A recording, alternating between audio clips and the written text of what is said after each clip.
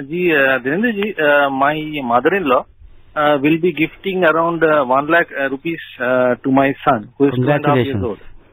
तो धीरेन्द्र जी पूछना था, आपसे सलाह चाहिए जी कि ये कहाँ इन्वेस्ट करूँ ये 1 लाख रुपीस। मैं सोच रहा था मान लीजिए 50% फिक्स डिपॉजिट करो, 50% आपका जो अभी है ना वो लार्ज कैप। आपको क्या लगता है ये आपका बच्चा कितना बड़ा है और कितने समय पढ़ाई के लिए अगर उसको जरूरत पड़ेगी तो इस पैसे उसमें कितने में दूर? 2.5 साल की उम्र है और पढ़ाई का खर्चा मैं दे दूंगा, तो मैं चाहता हूँ ये पैसा उसी का रहे और बढ़े।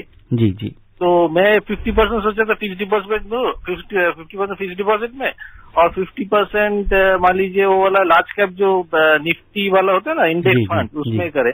तो मैं इसलिए फोन किया आपसे थोड़ा सलाह लेने के लिए। तो कहाँ इसको निवेश करें, आप क्या, आपकी राय क्या बोलती है इसके बारे में? नहीं, एक तो मुबारक हो उसकी दादी या नानी ने जो ये पैसा दिया है।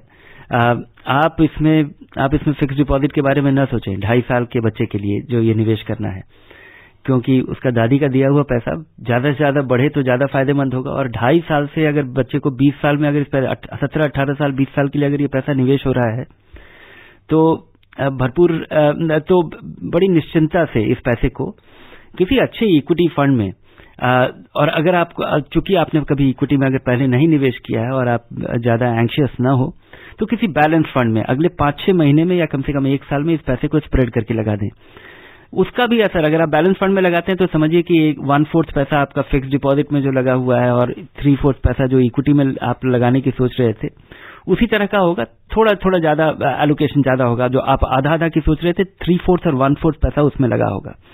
ये पैसा रफ्तार से बढ़ेगा। और 18 साल के नजरिए से जब आप देखते हैं तो बड़ी निश्चिंता से मैं कह सकता हूं, हाँ जरूरी है कि इस पैसे को जो शुरुआती दौर है उसमें आप इसको एवरेज कर पाए, ये पैसा लगाने के साथ गिरे नहीं, आप एवरेज कर पाए। और 18-20 साल में मुझे बहुत भरोसा है कि इक्विटी फिक्स्ड इनकम को बीट करेगा और ये खासा रकम हो सकता है।